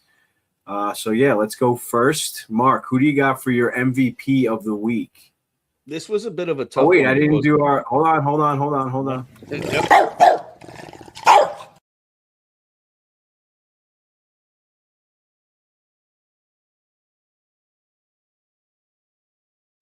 Mark, always, I promised you, next time Bad Boy 63 comes out, that's the grill. We're wrapping hot dogs in bacon. There you go. You can make your own. Oh, my God. So shout out to Suter Sweet Treats, as always. I saw she posted something. She's getting back into bacon. She's always baking. She's always I like bacon. Not bacon, baking. She's always down to make some, or they are always down to make some custom cookies. Meg also does custom drawings and signs for kids' birthdays, like paintings and stuff. So very talented people over there at Suter Sweet Treats. So if you need anything for a party in terms of cookies, cupcakes, cakes, signage, apparently, head on over to @Suter Sweet Treats on Instagram and shoot them a message. And they'll definitely take care of you. They're the nicest people in the world. So thank you for everything, Meg and Michelle. Keep on doing what you're doing and stay safe down there in Tennessee. So, Mark, who you got for your MVP of the week? I think you guys know this is a tough one. I think there are a lot of guys that could. There are a couple guys that really. I know who you're going to pick. No, you don't. No, you don't. I'm going to. Don't say it yet. Don't say it. I'm going to text it to Eddie right now. Okay, hold on. Don't say it. He doesn't. He's not going to get it. All right, I'll go first then while you text me. I gotta find your name. You ready? Yeah, I'm gonna tell you no, and then you'll say No, don't say it yet. Don't say it yet. Those slow thumbs.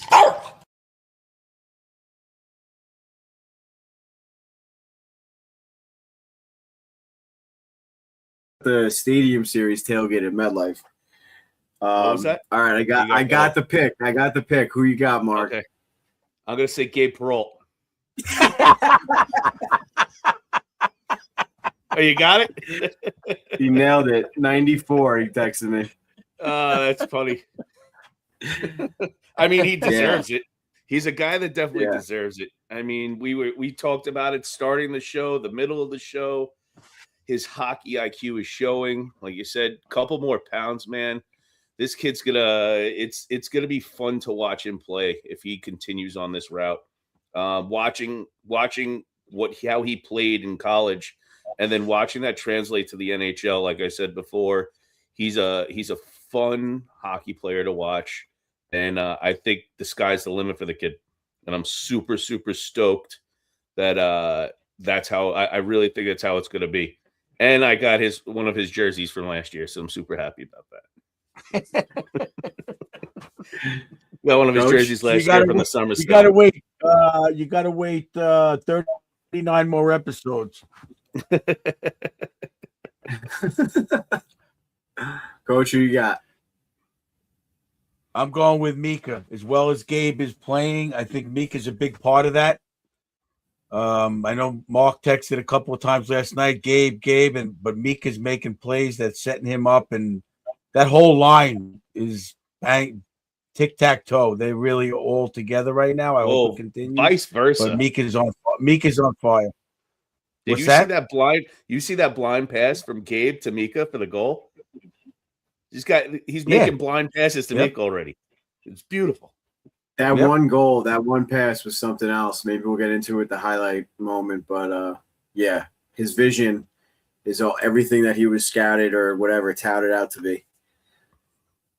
And then he made the pass to who made the pass to Laffy on the tap in? Was that Zib? Zibby or me or Gabe? It was one of those two, right across the crease. I watched the game, was Gabe. But anyway, go ahead. You think I know? Yeah. Well, I'll round off the top line. I'll round off the top line. I got to go with my boy Laffy. I mean, he had the 3 points against the Maple Leafs, goal and 2 assists. Would have liked to see him put up some points against the Devils, but he didn't do anything against the Devils. 6-2 win against Philly. He had a goal and an assist, two more points, and then obviously the Hattie last night against Calgary. That's some stretch for a kid that we've been waiting for that for a long time. And when he's playing like this, he's really fun to watch. He's just a great player to watch when he's having fun and putting up the points. So I wanted to give it to him and keep on this path. Keep on doing it. Oh God, absolutely. Yeah, he's got a good shot. He can dangle. He can hit if he has to. He just got it all if he puts it all together. But he's also, if you notice, if you watch the goals, when they show the replays, he's involved in getting the puck to the position to make plays, and it's coming back to him. Right. And I know I'm big on that when I pick my highlight goals of the week and stuff. But if you watch what he's doing on the forecheck and little nuances, he's doing a very good job. Him and Perot and Mika all have that ability where they're making these little chips, keeping the play alive. It's not going to be in the stats, but last night, if you guys had said Gabe 2 breakaway chances, tried a 5-hole wolf once, and then binked one off the crossbar. Should have had a 2-hole. Yeah. So fun to watch. Yeah. All right, Coach, you go first with the key contributor of the week. The key contributor, I'm going to have to give it to. I'll go with. We'll keep that line going. I'm going to give it to. Laffy. Okay. Key contributor got Laffy for Coach. Say that again. I'm sorry, I couldn't hear you. Cut out. My key contributor of the week is going to be my boy Vladislav Gavrikov. The man's having a career year. 4 games. He's had 5 points, 3 goals, 2 assists. He had 12 goals. Is a career goal number for him. Double his career. Yeah, so I mean, to try to find some light in the tunnel, I think he's a bit of light. That's what we didn't bring him here to be a scorer, and he's scoring. So it's nice to see him add that to the repertoire. So Vladislav Gavrikov, number 44. Number 44 in your program, what's number interesting? 1 in my heart. Love him. Mark picks all his favorite players for the start of the week. The interesting part about Gavrikov, I think either Valley or Boyle said it last night. When he came to the Rangers, he wasn't known for the scoring, obviously, but Sullivan wants the D to join, but he doesn't join every time. He picks the right spots, obviously, when the option's there, and he capitalizes. So he let's say his scoring percentage on the chances are probably very high. You know what I'm saying? I don't know if I'm saying that right. Yeah. In other words, he's not scoring 1 out of 10 chances. He's doing it all the time. He's only taking 3 chances and he's getting a goal. He has some. So he's making the smart decisions. Yeah, some shot. My highlight's going to be Laffy's second goal, which is the one that you guys were just talking about. It's key contributor. Oh, shit. Okay. My bad. Well, now you guys know my highlight. My key contributor is going to be Chris Drury for hanging on to Trocheck. Not making the biggest move is not making a move at all. And, I think we're going to look back on that and hopefully think that it was definitely the right move not to break up this room and everything that we just talked about. So I think he made some good moves. Like I said, it might not be sexy on paper like we just talked about, but we broke it down pretty well, I think. You guys did a great job. And I think it's just something. It was a quiet deadline. Like I said, not sexy on paper, but I think he did a really good job and got back some pretty good prospects and pieces and hopefully some good draft picks. So I just want to give him catching a lot of hate that I don't think he deserves. I agree with you. I think if he traded Trocheck, JT Miller would have went in and punched him in the face.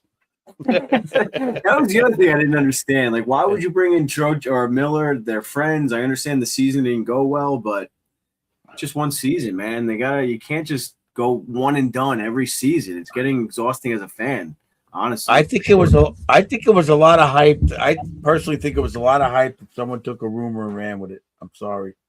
That's what I'm saying about the letter. Like, the letter was just to tell us that Panarin was getting traded. Like, that's it. You should have just said that and done with it. Saved us a whole lot of heartache. Right. We didn't need a letter 2.0. You could have just said we're trading Artemi Panarin. Yeah, exactly. Exactly. It could have just been a tweet. Right. Even better. Exactly. What was I going to say? Oh, shit, I had something good. Sorry. That's okay. No, it's all right. You were talking about Drury already. Yeah, my highlight is the Gabe Perreault slap pass that you guys were just talking about. Laffy's second goal. Mika gave the Perreault. It was kind of like a broken up play, but the puck squirted out to Perreault in the slot. He wound up for a fake slap shot. The goalie bit, and he just kind of dished it over to Laffy. Beautiful. I just watched it again. Yeah. Mark, who you got? My highlight of the week goes to Hemlash for his first NHL career goal. Schmelly. It was a nice one too. If you saw the highlights, it was on a breakaway, and it was nice. Yeah, it was nice to be there and see that. It was fun. It was fun to celebrate him. And then you saw his. If you saw his post game when they asked him about it, it was actually really funny too. I guess on your first goal you black out when it happens, so it was pretty funny. But yeah, it was Hemlash scoring his first career NHL goal. That was nice. He protected the puck well from the defenseman, and he tucked it. It was nice. He's a big kid. He's fun to watch.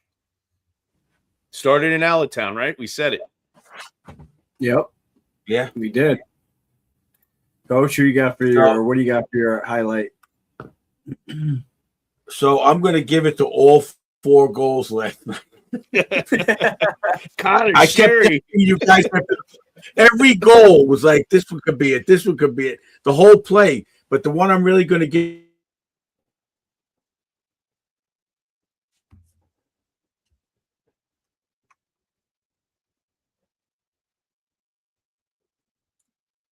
You're muted. Yeah, he muted again. I don't know what happened there. I don't know why he keeps muting. I don't know either. He wound up for the slap shot, and right when he came down, he pushed it to whoever was down low. I think it was laughing on a deflection. That's the one I was. That was mine. That was the one I'm talking you about. guys have the same It was highlight. What? Oh, Yeah, that was the Perot? Laffy goal. It was beautiful. Yeah. Perot's the lefty in front, and Laffy was the lefty on the back door. Beautiful goal. So, I mean, should we talk about Connor Sherry's goal? And by the way, we found out it's Connor Sherry. We know it's Connor Sherry. Officially. We're not going to say how, but we know we've confirmed it's Connor Sherry, not Connor Sherry. Yeah, I was officially. correct. You know what the whole key. You know what the whole key is.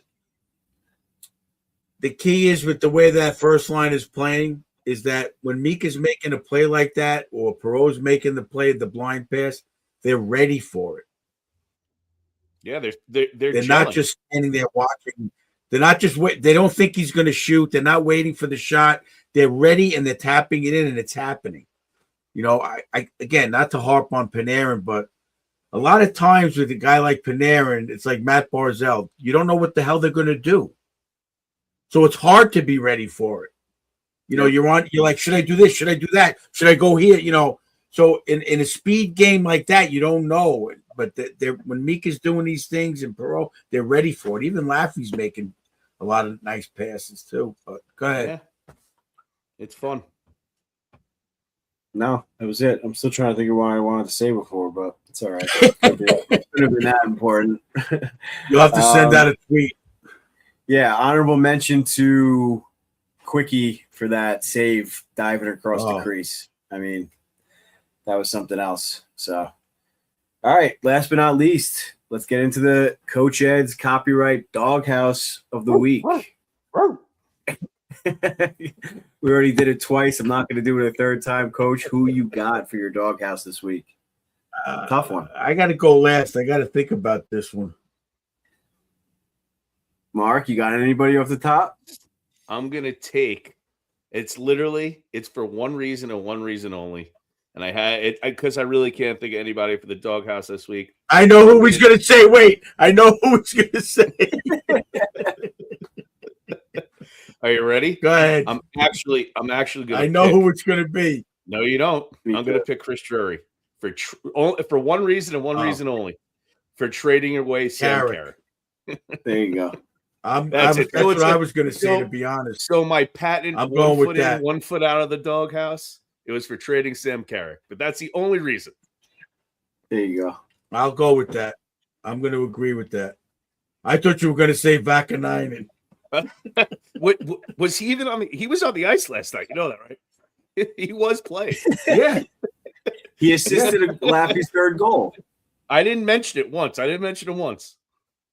He assisted Laffy's third goal. I thought you were going to. We just between Urho Vakanainen and Yusin Parsa. There's Yuso and Vak. There's so many names. Schmelly. You better get ready because if we go to Sweden, that's all it's going to be over there. We got karate. Yeah, karate, taekwondo. It's going to be a lot. It's going to be a lot of names with 2 dots over the A. Honestly, it's going to be a big ask to figure those names out. Big ask. It's going to be a big ask. I'll do it for you, but it'll be a big ask. All right. What was I going to? Oh, my doghouse. It really pains me, and this is the first time probably ever I've said it. Johnny Brodzinski's not having a good stretch. He's been quite invisible. I feel like he's been healthy scratch in and out of the lineup. And last night, I don't know, he just doesn't look himself. I know he's not supposed to be like this flashy player, but at least you usually notice him buzzing around out there, getting some shots on net. But he disappointed me last night. Maybe that's just because like I pay attention to him more, but I had to pick somebody, so I'm going with Johnny. Maybe the consistency. I mean, of I play, thought he you know, again. I he's thought in he and had. out of the lineup. I'm not going to That's tough. disagree. I'm not going to disagree with you, but I saw there was. I think he saved one goal on a back check in the first period. Yeah, he's playing fine, but he's usually a little bit more noticeable. Yeah, For someone that during a time like this could be thriving and maybe like be getting some more minutes, you know. But whatever. I'm not like harping on it. I'm not saying he's playing horribly, but if I had to pick someone, he stood out to me last night that I was like, oh. So go 1 foot in, 1 foot out. Don't. Yeah, I'm usually like put him all rooting the for way him. Like, in. oh, good play by Johnny there. Good play by Johnny. But it wasn't a lot of those last night, so whatever. It's not like Keandre, 1 foot in, the other foot on a banana peel. So. All right, guys, we're pushing 2 hours here. A very information-filled episode. But let's round it out with the upcoming schedule here, sponsored by Sorrento's, as always. Tomorrow night, March 12th, 8 p.m. against the Jets. That's an away game. You can find that on MSG Networks. Saturday, the 14th, is also an away game. That's a 6 o'clock start. I made a mistake there. That should be red letters instead of blue, but that's okay. That's going to be on FanDuel and MSG Networks. Monday against the Kings, March 16th, 7 p.m. back at home on MSG Networks and FanDuel as well for you folks out west. And rounding out this week of games will be next Wednesday, our usual recording time. Probably going to take off next Wednesday. Coach Ed and I are going to be traveling, heading down to Florida. Got to drive down again and move down another family member down to Florida. So shout out to Mikey Produci's mom, Carmen, heading down to spend more time in sunny Florida, where EA the PA and Mikey are expecting their first child. So we're probably going to take next week off. I have an interview lined up for you guys, just hammering down a time that we could record it and release it in lieu of our live episode. So yeah, not to give it away too much, but I think we have Arthur Staple lined up for next week. He was supposed to come on Wednesday, but that was before I decided to take the week off. So we're going to try to interview or record that ahead of time and release it for you guys on Wednesday. So tune in for that. And thank you to Sorrento's, as always, for taking care of us whenever we go in there. And if you've never been to Sorrento's, you got to get over there on the West End in Long Beach. Delicious, probably best pizza I've ever had. Italian food, steaks, what else? The rice balls, salads. You can put anything you want on a pizza. It's just incredible. Everything's handmade, and they constantly have fresh new items on their specials. So head on over to Sorrento's if you haven't yet. And if you have, go ahead and get it again on your next game day. What do you got, guys? So 2 things over here. I can eat that every day. I got 2 things, if you don't mind. One, I got to give a shout out to my boy Ethan. He's a New York City firefighter, and his firehouse is right outside Madison Square Garden. He's in 24 truck. It's 24-1, and I told him I'd wear his shirt for him tonight. He ran from O'Brien's and grabbed me one so I could wear it tonight for the show.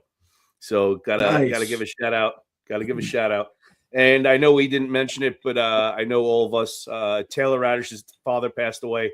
So I think if we give a quick moment of silence for he passed away from cancer, my understanding. And, I also had a friend just had surgery that had cancer. So it's prevalent. I just want to give a quick moment of silence and say a prayer. And I appreciate you guys. I love you guys. And thank you for having me on the show tonight. It's always so great to be with you guys. For sure. Great job, fellas. Well, if they're looking for a donation for the firehouse, I'd love to donate something in exchange for a shirt. Oh, okay. So we could give you one. Where's that? Tell your boy what's with the one shirt. You weren't there. You weren't there. You were there. He would have went and got you a shirt. What does that mean?